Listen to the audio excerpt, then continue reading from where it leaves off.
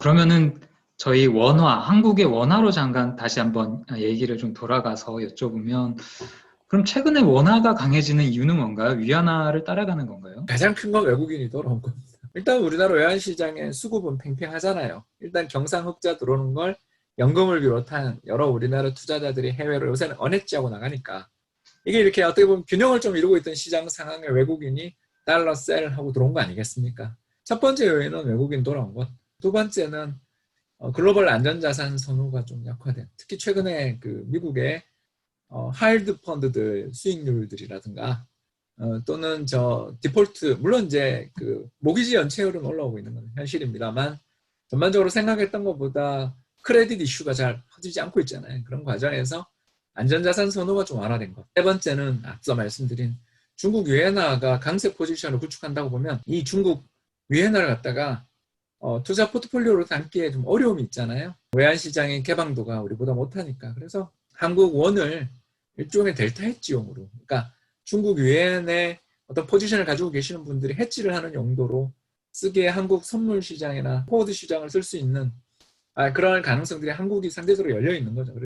그럼 지금 그 달러원 환율이 1140원대 초반 정도까지 지금 내려왔는데, 그럼 어디까지 더 좀 내려갈 여지가 있다고 보세요? 저는 연말에 1100원 트라이 할 것 같습니다. 우리나라 외환시장에서 가장 중요한 환율 레벨은 1250원과 1180원입니다.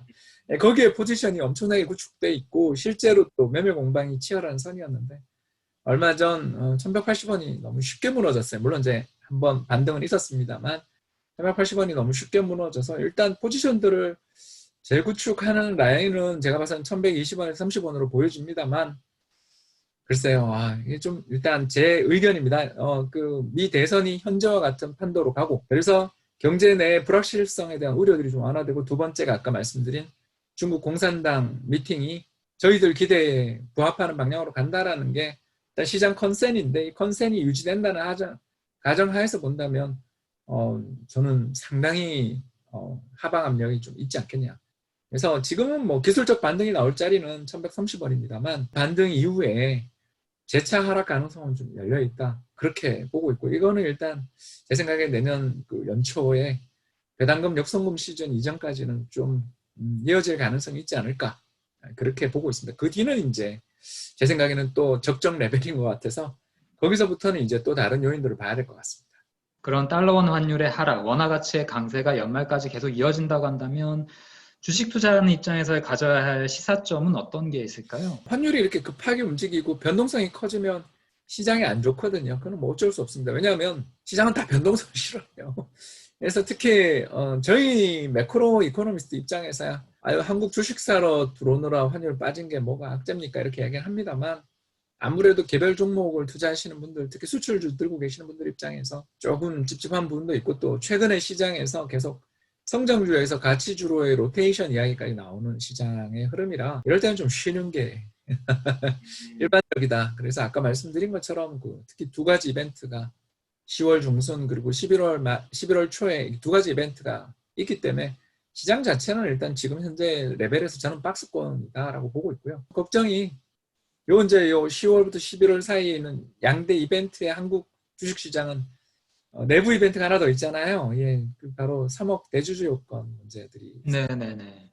이럴 때는 소형주 중심으로 대형주는 뭐 그 물량이 나와도 시장에서 소화가 잘 되는 유동성이 좋으니까 소형주는 좀 그때 충격을 받았던 경험들이 있고 그렇기 때문에 시장이 일단 그 충격은 소화하고 연말에 저는 장을 좀 기대하고 있는 편입니다.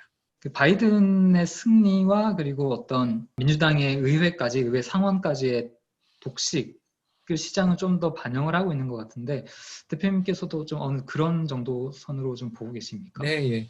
블루웨이브 가능성이 높다고 보고 있고요. 이렇게 현직 대통령의 선거 패배가 나타났던 적이 두 번밖에 없잖아요. 카터 그리고 부시. 둘 다 불황이에요. 2차 오일 쇼크와 그 걸프전 불황이었잖아요. 둘 다 경기 불황일 때 현직이 어려워집니다. 그런 면에서 올해 코로나 불황 속에서 트럼프 대통령이 좀 열세에 놓일 수밖에 없는 여건이었다라는 게 일단 대세고요. 여기다가 이제 이번에 코로나 감염까지 되시는 바람에 아무래도 중요한 이런 캠페인의 타이밍을 좀 놓친 면도 있고 또 리스크 관리 면에서 지적을 받을 만한 부분도 있는 거 아니에요. 우리들 다 이야기하는 것처럼 코로나의 후유증이 어떤 후유증이 나올지 모른다라는 게 우리들 걱정인데 70대 대통령이 그 뒤 빨리 회복됐다고는 하나 어떤 후유증을 겪을지 모른다라는 것에 대한 우려들까지 있다는 점이 일단 선거전을 지금 일단 블루웨이브로 만들고 있다고 보고요. 현재 뭐 최신 업데이트됐던 건 보면 한 12%에서 16% 정도의 격차가 벌어지고 있어서 이게 뒤집힌다면 1952년 트루먼 이후 최고의 역전극이 되는 거고 그때는 쇼크가 있겠죠. 그래서 시장은 일단 바이든 당선은 그냥 저는 호재로 받아들이기보다는 이미 시장은 다 알고 있는 뉴스로 그냥 이벤트 소멸에 따른 뭐 그런 정도지 큰 호재라고 보기는 어렵고 대통령이 증세를 거론하고 있기 때문에 시장에서는 이에 대한 오히려 반대평가도 좀 있을 수 있고 아무튼 증시 입장에서 지금의 최근에 나타났던 랠리는 일단 악재 소멸, 불확실성 소멸에 따른 것이지 바이든 정책을 정말 시리어스하게 그러니까 이 사람의 정책 기조가 정말 친시장적이라고 좋아해서 오른 거라고 보기에는 저는 바이든 공약 한 번 더 쳐다보라고 말하고 싶어요. 마지막으로 그러면 대표님 그 최근에 그 시장 투자를 하려고 지금 기다리시는 분들에게 어떤 자산을 좀 권하고 싶으신가요? 지금 부동산보다는 주식이 매력적이다. 이렇게 말씀을 드리고 싶어요. 부동산도 내년 전망 저는 되게 밝다고 봅니다. 일단 내년에 서울의 주택 입주 절벽 여기에다가 정부가 사전 청약 이야기하는데 2010년 사전 청약하신 분들 중에 아직도 집에 입주 못하신 분들 많잖아요. 그만큼 공공부문의 어떤 그 입주나 공급들이 지금은 민도도 높고 더 나가서 이런 대규모 개발을 하게 되면 당연히 보상금이 또 많이 풀려요. 토지 보상금이 50조 이상 풀릴 텐데 이 돈들을 어디 갈까에 대해서 우리 뭐 고민을 한번 해봐야 된다. 이런 면에서 내년 부동산도 좋아요. 다만 이제 문제가 기회비용이 높아졌다. 금리가 올라간 건 아니지만 이 매매를 할 때 따르는 양도에 관련돼 있는 과세 또 고가 부동산인 경우에는 이 또 종부세가 걸려 있고 여기에 보통 주택을 2주택 구입할 때부터 사실은 어떻게 보면 베팅이라고 볼 수 있잖아요. 1주택 자가 소유자 같은 경우는 기분이 좋지. 담보 여력이 올라가 기분이 좋은 거지. 평가액이 올라가서 기분이 좋은 거지. 사실상 그 돈을 갖고 뭐 하기는 어려운 면이 있는데 다주택자들이야말로 정말 주택가격 상승의 혜택을 보는 사람들인데 이 자주택자들에 대해서 특히 최근에 취득세까지도 어마어마하게 올려놓은 상황이라서 이래저래 제가 봐서는 거래가 잘 나기 어렵고 투자를 했더라도 성과를 냈더라도 그 성과를 실현하는데 많은 리스크와 비용이 따르는 시기다. 그렇다면 상대적으로 주식이 더 유망한 면이 있다는 거죠. 이 두 가지입니다. 첫 번째는 2021년에도 저는 제로금리 심지어 한국은행이 데이터에 따라서는 한 차례 더 금리 인하를 해도 될 정도의 경제 여건이지 않냐. 특히 디플레 리스크가 너무 크죠. 왜냐하면 환율이 이제 좀 떨어지니까. 이런 것들에 대해서 일단 저금리가 되면 펀은 올라가잖아요. PER은 올라갑니다. 두 번째는 경기 모멘텀입니다. 중국의 그 화물선 지수들, 컨테이너선 지수들 말씀을 제가 드렸는데 이게 상당히 보통 뉴스가 아니에요. 이런 식의 물동량 회복은 우리 입장에서 볼 때 일단 수출 모멘텀을 기대해 볼 만하게 만드는 것이고요.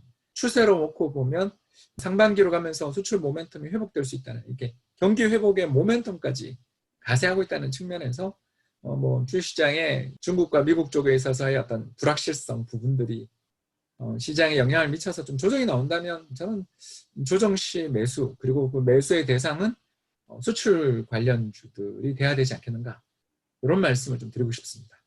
당장 주식 투자를 그러니까 연말 전까지 적극적으로 권하시는 건 아니지만 조금 더 길게 봤을 때는 예, 어큐뮬레이트라고 보통 이야기하죠.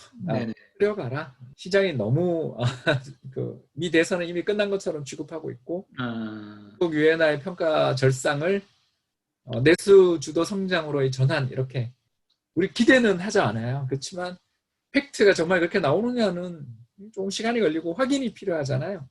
그런데 시장은 좀 미리 특히 최근 미 증시에 좀 땡긴 면이 있어 보여서 그런 면에서 저는 좋긴 기분이 참 좋은데 미 증시가 되게 강하니까 강하고 또 대선 끝나자마자 경기 부양안이 나올 거라는 건 거의 우리 알잖아요 이제. 이런 거에 대한 기대들이 지금 다 반영된 것인데 시장이라는 게 항상 호재를 선반영하고 나면 이게 약간 흔들리는 경우들도 있고 한국은 특히 대주주 양도세 문제가 있다는 것 때문에 급하게 뭐 지금 베팅해라가 아니라 이번 달부터 연말까지 좋은 이렇게 주식을 사들어가기에 나쁜 시기는 아니지 않냐. 네, 알겠습니다. 대표님 오늘 뭐 짧은 시간이지만 귀한 말씀 감사드리고요. 또 종종 연락드리도록 하겠습니다. 네, 말씀 감사합니다. 감사합니다.